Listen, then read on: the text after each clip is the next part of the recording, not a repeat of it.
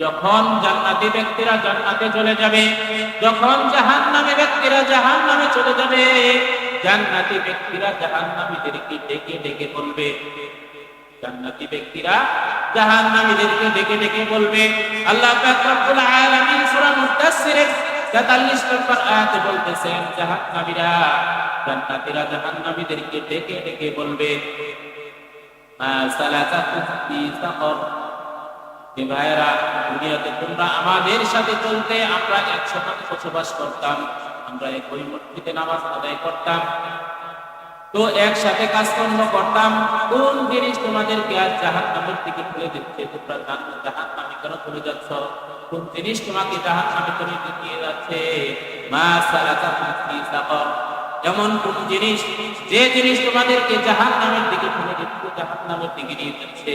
আল্লাহ পাক রব্বুল আলামিন সূরা মুদাসসিরের ৪৪ নম্বর আয়াতে বলেন, ক্বালু লাম নাকু মিনাল মুসাল্লিন, তারা বলবে, দুনিয়ায় যখন ছিলাম, দুনিয়ায় থাকাকালীন সময়, লাম নাকু মিনাল মুসাল্লিন, আমরা নামাজ আদায় করতাম না, আমরা মুসল্লি ছিলাম না।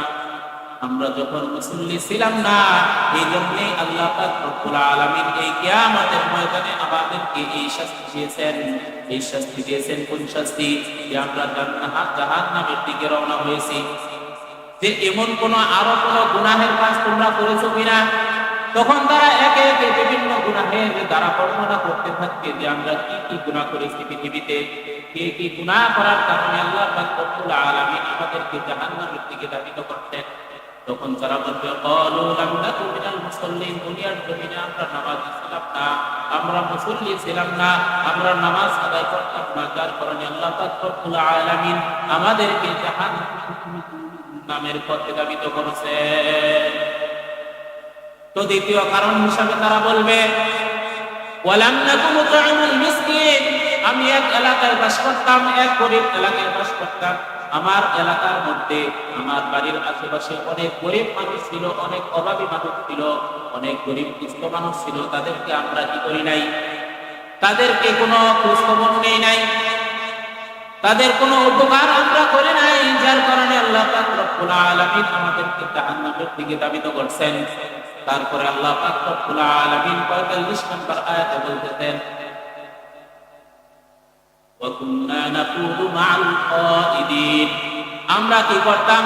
যারা ধর্মের কাজ করত, যারা ইসলামের কাজ করত, তাদেরকে নিয়ে একসাথে বসে, একা একা না, তাদেরকে নিয়ে একসাথে বসে ঠাট্টা বিদ্রুপ করতাম, তাদের গীবত গাইতাম, তাদের সমালোচনা করতাম। তারা আল্লাহ পাক রব্বুল আলামিনের ইবাদত বন্দেগীতে লিপ্ত থাকতো, তারা সব সময় আল্লাহ পাক রব্বুল আলামিনের ইবাদত বন্দেগী করত, নামাজ আদায় করত, মানুষদেরকে সৎ কাজের জন্য উৎসাহিত করত, মানুষদেরকে অসৎ কাজ থেকে বাধা প্রদান করত।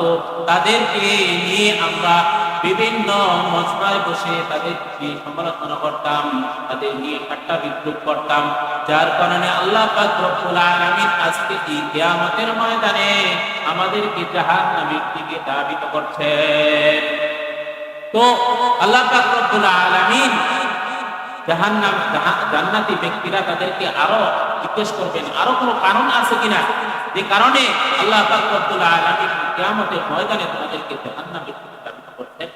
এক নাম্বার কারণ তারা বলল কি, ক্বালু লাম নাকু মিনাল মুসাল্লিন, আমরা নামাজ আদায় করতাম না, ওয়া লাম নাকু নুতঈমুল মিসকিন, আমরা গরিব অসহায়দেরকে এরকম ভাবে খাদ্য দিতাম না, সাহায্য করতাম না। আমি অথচ ধনী ছিলাম, আমি যদি চাইতাম একজন গরিব লোক আমার ছায়া তলে এসে সে স্বাচ্ছন্দ্যে নিজের জীবন যাপন করতে পারত, কিন্তু আমি গরিব ধনী ছিলাম, অযথা আমি আমার টাকা পয়সা অনেক জায়গায় আমি খরচ করেছি, কিন্তু একজন গরিব মানুষ, একজন সুস্থ মানুষ, একজন অভাবী মানুষকে আমি কখনো সাহায্য সহযোগিতা করি নাই। যার কারণে আল্লাহ পাক রব্বুল আলামিন আজকে আমাদেরকে জাহান্নামের দিকে ধাবিত করতে বলেন, নাউযু বিল্লাহ। তারপরে আল্লাহ পাক রব্বুল আলামিন বলতেছেন যে জাহান্নামীরা তারপরে কারণ দোহরাবে, ওয়া কুন্না নাকুযু মা'আল কাওয়াইদিন, যে ইসলামের কথা বলতো, শরীয়তের কথা বলতো, যারা ইবাদত বন্দেগী করতো, আমরা তাদের সমালোচনা করতাম। একসাথে বসে তাদের বিমত গাইতাম। ওয়াকুন্না নাকুদু মা'আল কাওয়াইদিন, তারপরের কারণ ওয়াকুন্না নুকাদ্দিবু বিয়াউমিদ্দিন।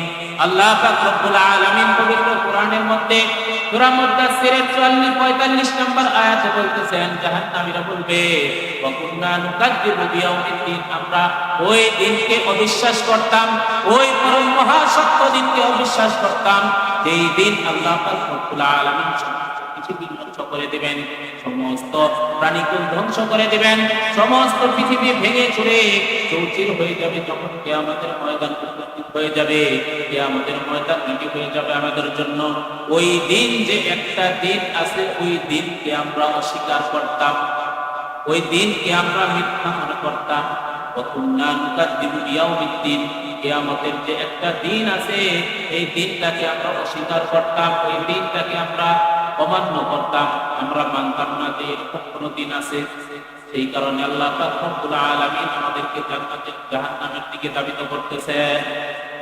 হাত্তা আতানাল ইয়াকিন, জাহান্নামীরা আফসোস করে বলতে থাকবে জান্নাতীদের কাছে যে হে ভাই, একটা সময় এরকম ভাবে চলতে চলতে চলতে চলতে যে আমরা নামাজ পড়ি নাই, বেনামাজি ছিলাম না,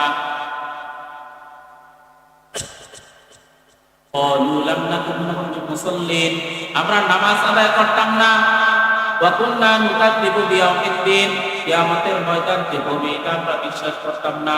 এরকম ভাবে অভাবগ্রস্ত লোকদেরকে আমরা সেবা যত্ন করতাম না, সাহায্য সহযোগিতা করতাম না, এবং কি যারা দ্বীনের কাজ করে, ইবাদত বন্দেগী করে, তাদের সমালোচনা করতাম। আমাদের দ্বীন এভাবে আল্লাহ তাআলা অতিবাহিত করতেন পৃথিবীর জমিনে। এমনি ভাবে আমরা চলতে চলতে চলতে চলতে একটা সময় আমাদের এমন হয়ে গেল, হাত্তা আতানাল ইয়াকিন, হঠাৎ আমাদের সামনে মৃত্যু হয়ে গেল, হঠাৎ মৃত্যু এসে আমাদের সামনে উপস্থিত হয়ে গেল। তখন আমরা মৃত্যুবরণ করলাম। মৃত্যুবরণ করার পর যখন কিয়ামতের মাঠ সংগঠিত হয়ে গেছে, তখন আমরা বুঝতে পারলাম যে না, আমরা দুনিয়াতে যা করছি সবকিছুই ভুল। সবকিছুই কি ভাই? সবকিছুই ভুল। আমরা এই পৃথিবীর মধ্যে যত রকমের যত প্রকারের কাজ আছে, আমরা সমস্ত কাজ করতেছি। এই হাত, এই পা আল্লাহ পাক রব্বুল আলামিন আমাদেরকে দিবেন ইবাদত বন্দেগী করার জন্য, অথচ গুনাহের কাজের ভিতরে আমাদের এই অঙ্গ প্রত্যঙ্গগুলো বেশি কাজ করতেছে। বলেন না ঠিক কিনা? বলেন না ঠিক কিনা? আমাদের ইবাদত বন্দেগী করার জন্য আল্লাহ পাক রব্বুল আলামিন অঙ্গ প্রত্যঙ্গ দিবেন, অথচ আমাদের অঙ্গ প্রত্যঙ্গগুলো গুনাহের কাজে বেশি বেশি ধাবিত হচ্ছে। আমরা আল্লাহ পাক রব্বুল আলামিনের যে নিয়ামত পেয়ে বেঁচে আছি, আল্লাহ পাক রব্বুল আলামিন যে নিয়ামত আমাদেরকে দিবেন, এই নিয়ামত পেয়ে পরে আমরা বেঁচে আছি, কিন্তু আল্লাহ পাক রব্বুল আলামিনের হুকুম মানতে আমরা রাজি নই। দুইটা হাত আল্লাহ পাক রব্বুল আলামিন যদি এরকম ভাবে সুন্দর ভাবে সাজিয়ে তুলে না দিতেন, আমরা এই দুইটা হাতের অধিকারী হতাম না। এমন পৃথিবীতে অনেক মানুষ আছে যার দুইটা হাত নাই, একটা হাত নাই। এই সুন্দর দুইটা পা দিয়ে আমরা চলতেছি, অনেক বিভিন্ন জায়গায় যাইতেছি, মসজিদে আসতেছি, বাড়িতে যাইতেছি, বাজারে যাইতেছি, বাড়ি যাইতেছি। অনেক মানুষ আছে পৃথিবীতে দেখবে যার দুইটা পা নাই, সে কিভাবে চলাফেরা করে। আল্লাহ পাক রব্বুল আলামিন আমাদেরকে দুইটা পা দান করতেন, কিন্তু এই দুইটা পার জন্য, দুইটা হাতের জন্য, দুইটা চোখের জন্য, এরকম একটা মাথার জন্য কোনদিন আল্লাহ পাক রব্বুল আলামিনের কাছে আমরা করি নাই, দোয়া করি নাই আল্লাহ আমাকে দুইটা হাত দিও, দুইটা পা দিও, আমার সন্তান, আমার সন্তানের জন্য দোয়া করি নাই, আমাদের জন্য আবার মা বাবারা দোয়া করে নাই, আমার সন্তানের দুইটা হাত দিও, দুইটা পা দিও, সুস্থ দুইটা চক্ষু দিও। আল্লাহ পাক রব্বুল আলামিন নিয়ামত হিসেবে আমাদেরকে দান করতেন। এই নিয়ামতের শুকরিয়া যদি আমরা না আদায় করতে পারি, আল্লাহ পাক রব্বুল আলামিন কিয়ামতের ময়দানে পাকড়াও করবেন। যে নিয়ামতগুলো আল্লাহ পাক রব্বুল আলামিন দিয়েছেন, এই নিয়ামতগুলো দিয়ে আল্লাহ পাক রব্বুল আলামিনের ইবাদত যদি আমরা না কাটাইতে পারি, তাহলে আল্লাহ পাক রব্বুল আলামিন কিয়ামতের ময়দানে আমাদেরকে পাকড়াও করবেন। রাসূল সাল্লাল্লাহু আলাইহি ওয়াসাল্লাম যখন বাড়িতে প্রবেশ করতেন অনেক মানুষের সাথে, বাড়িতে যখন প্রবেশ করতেন স্ত্রীদের সাথে গল্প করতেন, গল্প করতেন, বিভিন্ন রান্নার কাজে সহযোগিতা করতেন, হাসি ঠাট্টা করতেন। যখন মসজিদ থেকে আযানের শব্দ শোনা যেত, হযরত আয়েশা সিদ্দিকা রাদিয়াল্লাহু তাআলা আনহা বলেন, রাসূল সাল্লাল্লাহু আলাইহি ওয়াসাল্লাম আযানের শব্দটা শুনে এমন ভাবে মসজিদের দিকে চলে যেতেন যে তিনি আমাদের চিনেন না। তিনি আমাদের কি চিনেন না? তিনি আযানের শব্দ শোনার পর মসজিদে এমন ভাবে চলে যেতেন যে তিনি আমাদেরকে চিনেন না। হযরত ওমর রাদিয়াল্লাহু তাআলা আনহু এমন যে নামাজরত অবস্থায় যখন ইহুদিরা তাকে বর্ষা নিক্ষেপ করলো, পায়ের মধ্যে বর্ষা কেটে গেল, পায়ের মধ্যে বর্ষা ঢুকে গেল, পিঠি দিয়ে রক্ত বের হচ্ছে, তিনি ইমামতি করতেছিলেন। পিছন থেকে আরেকজন সাহাবীকে টান দিয়ে নিয়ে ইমামতির জন্য দাঁড় করিয়ে দিলেন এবং সমস্ত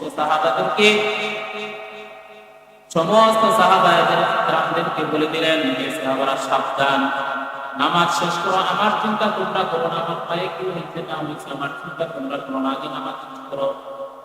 তো নামাজ শেষ করলেন, দেখলেন যে হযরত ওমর রাদিয়াল্লাহু তাআলা বেহুশ হয়ে আছেন, কান হয়ে আছেন। যখন অনেক সময় চলে গেল, হুঁশ ফেরার পর যখন হযরত ওমর রাদিয়াল্লাহু তাআলা একটু জিজ্ঞেস করলেন, আপনি নামাজের মধ্যে তদ্বির হয়ে গেছেন। তো হযরত ওমর রাদিয়াল্লাহু তাআলা নামাজের কথা শুনে দাঁড়িয়ে গেলেন যে আমার পায়ে কি হয়েছে, আমার হাতে কি হয়েছে, আমার কি হয়েছে দেখার সময় নাই, আগে নামাজ। কেন এই নামাজ কেন পড়তে হবে?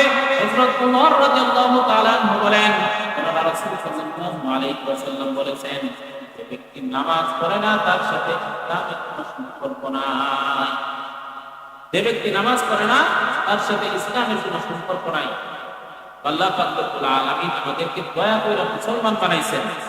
আমরা মুসলমানের ঘরে জন্ম নিয়েছি, আমরা আল্লাহ পাক রব্বুল আলামিনের কাছে আগে থেকে কেউ দোয়া করি নাই, আমরা আমাদেরকে মুসলমান বানাই। কিন্তু মুসলমান আমাদের পরিচয় কি?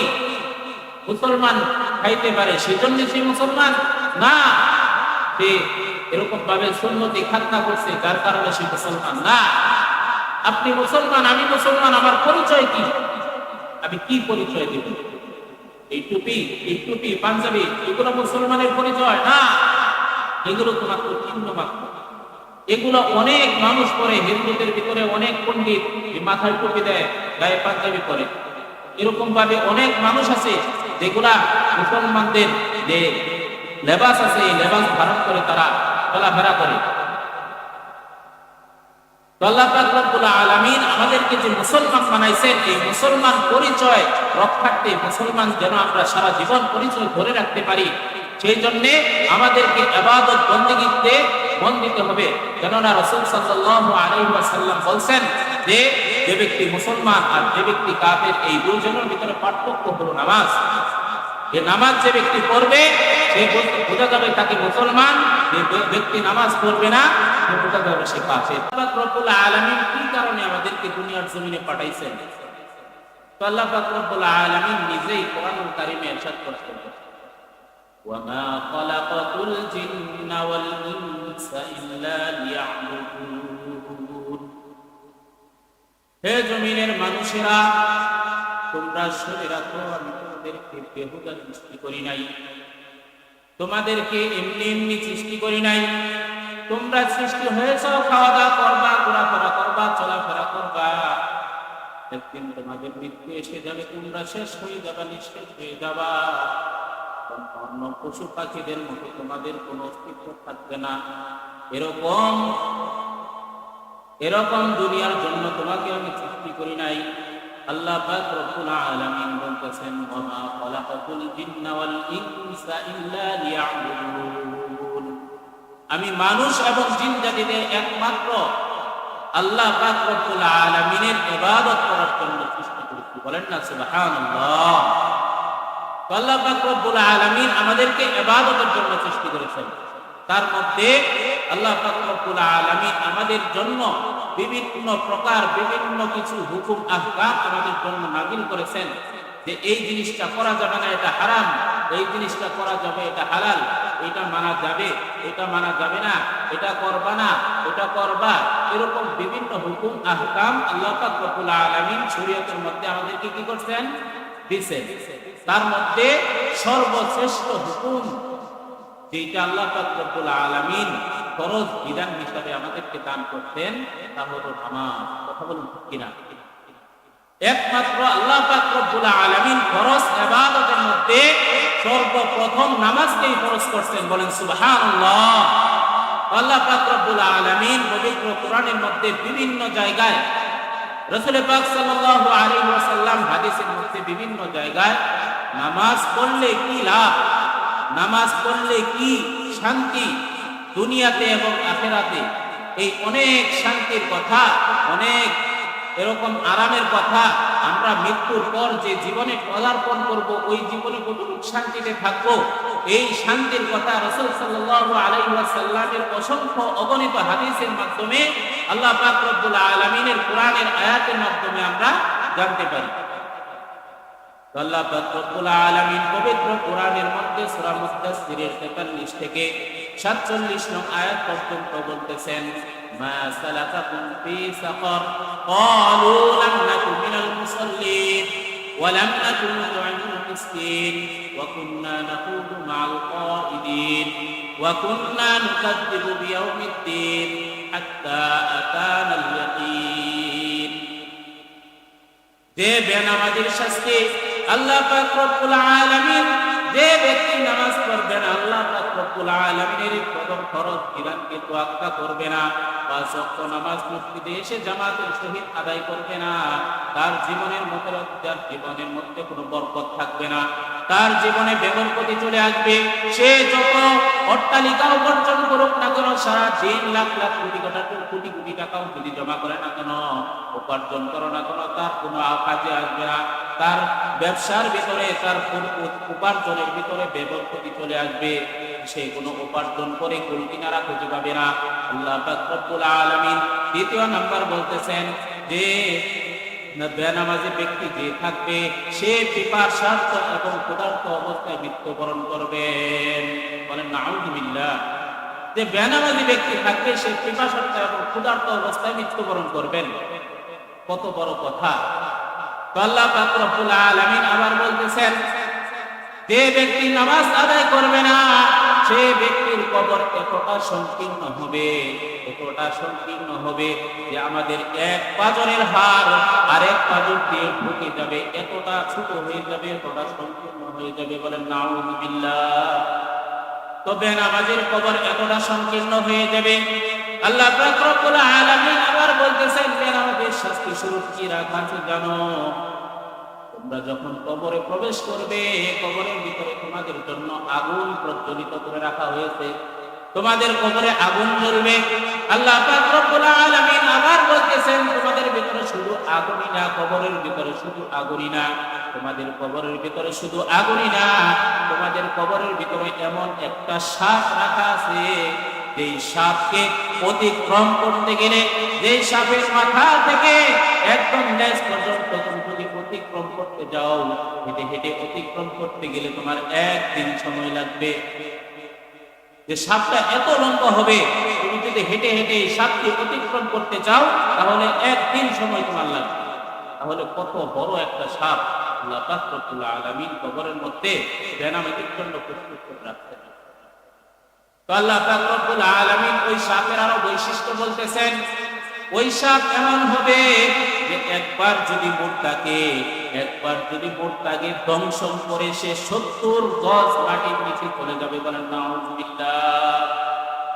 একবার দংশন করার কারণে সে 70 গজ মাটির নিচে চলে যাবে, আবার তোলা হবে, আবার দংশন করবে, আবার তোলা হবে, আবার দংশন করবে। এরকম ভাবে কিয়ামত পর্যন্ত তার শাস্তি চলতেই থাকবে। আল্লাহ পাক রব্বুল আলামিন বলতেছেন, কি জন্য দংশন করবে, কেন দংশন করবে? ওই সাপ যখন মুর্দার সাথে সাক্ষাৎ করবে, কবরের ভিতরে যখন সাক্ষাৎ করবে, তখন ওই সাপ ওই মুর্দাকে বলবে, হে আল্লাহর বান্দা, আমাকে তোমার কবরে কেন পাঠানো হয়েছে, কেন ঢুকানো হয়েছে? বলবে, ফজরের জন্য মুয়াজ্জিন তোমাকে ডাকতেছিল, তুমি যাও নাই। সেজন্য ফজর থেকে জোহর পর্যন্ত তোমাকে ভক্ষণ করা হবে। জোহরের জন্য মুয়াজ্জিন তোমাকে মসজিদ থেকে ডাকছে, তুমি যাও নাই, সেজন্য জোহর থেকে আসর পর্যন্ত তোমাকে ভক্ষণ করা হবে। আসরের সময় মুয়াজ্জিন তোমাকে হাইয়া আলাস সালাহ, নামাজের জন্য এসো, আল্লাহর ঘরে এসো, নামাজের জন্য ডাকছিল, তুমি যাও নাই, সেজন্য আসর থেকে মাগরিব পর্যন্ত তোমাকে ধ্বংসন করা হবে। মাগরিব পর থেকে নিয়ে এশা পর্যন্ত ধ্বংসন করা হবে। কেননা এশার নামাজের যখন আযান দেওয়া হয়েছিল তখনও আল্লাহর ঘর থেকে ডাক হয়েছিল, হে বান্দা আল্লাহর ঘরে এসো, নামাজের জন্য এসো, সালাতের জন্য এসো। তুমি তখনও আল্লাহর ডাকে হাজিরা দাও নাই, আল্লাহর ডাকে আল্লাহর ঘরে উপস্থিত হও নাই। সেই জন্য তোমাকে সারা দিন এরকম ভাবে ধ্বংসন করতে থাকবে। যখন এশার নামাজ পড়ে সকলেই বাড়িতে চলে যাবে, মানুষ তখন 3 ভাগে বিভক্ত হয়ে যাবে। বলুন তো কয় ভাগে বিভক্ত হয়ে যাবে? 3 ভাগে মানুষ বিভক্ত হয়ে যাবে। এক দল মনে করবে এই রাত এত একটা দীর্ঘ রাত, এই শীতের রাত এত লম্বা একটা রাত, এই রাত আমি রাত্রি ভরে আনন্দ খুশিতে আল্লাহ পাক রব্বুল আলামিনের জিকির আজকার এবং ইবাদত বন্দেগী করতে পারবে। একদল বের হবে এমন যে আল্লাহ পাক রব্বুল আলামিনের ইবাদতে লেগে যাবে। এশার নামাজের পর সকলেই যখন বিছানায় আরামের বিছানায় শুয়ে যাবে, তখন তারা আরামের বিছানাকে ত্যাগ করে আল্লাহ পাক রব্বুল আলামিনের জিকিরে ইবাদত বন্দেগীতে ভরপুর হয়ে যাবে। বলেন সুবহানাল্লাহ। আর একদল এমন বের হবে যারা এশার নামাজ আদায় তো করবেই না। এশার নামাজ আদায় করার পর লোকজন যখন শুয়ে যাবে, লোকজন যখন ঘুমন্ত অবস্থায় চলে যাবে, লোকজন যখন গভীর নিদ্রায় চলে যাবে, তখন তারা এ রাতকে সুবর্ণ সুযোগ মনে করবে।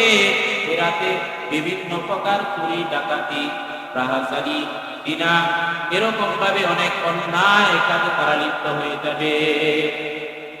একদল ভালো কাজে লিপ্ত হয়ে যাবে, আরেক দল খারাপ কাজে লিপ্ত হয়ে যাবে। এই 2 দল আল্লাহ পাক রব্বুল আলামিন বলেন, এই 2 দলের মধ্যে এক দল হবে জান্নাতি, আরেক দল হবে জাহান্নামী। সুবহানাল্লাহ। তো আরেক দল কেমন? যেহেতু 3 দলে বিভক্ত হয়ে যাবে, আরেক দল এশার নামাজ আদায় করার পর তারা শুয়ে পড়বে, আবার সকালে উঠে ফজরের নামাজ আদায় করবে। তো তাদের কিছু গেল না, কিছু আসলো না, তাদের কোনো খোয়া লেখা হইল না, তাদের কোনো কোরআন লেখা হইল না।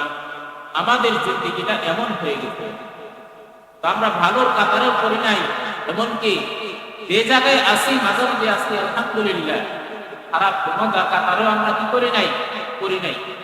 সেই জন্য আল্লাহ পাক রব্বুল আলামিন নামাজ বান্দা ব্যক্তি যে নামাজ পড়বে, যে নামাজ পড়বে না তার মধ্যে ফারাক করেছেন।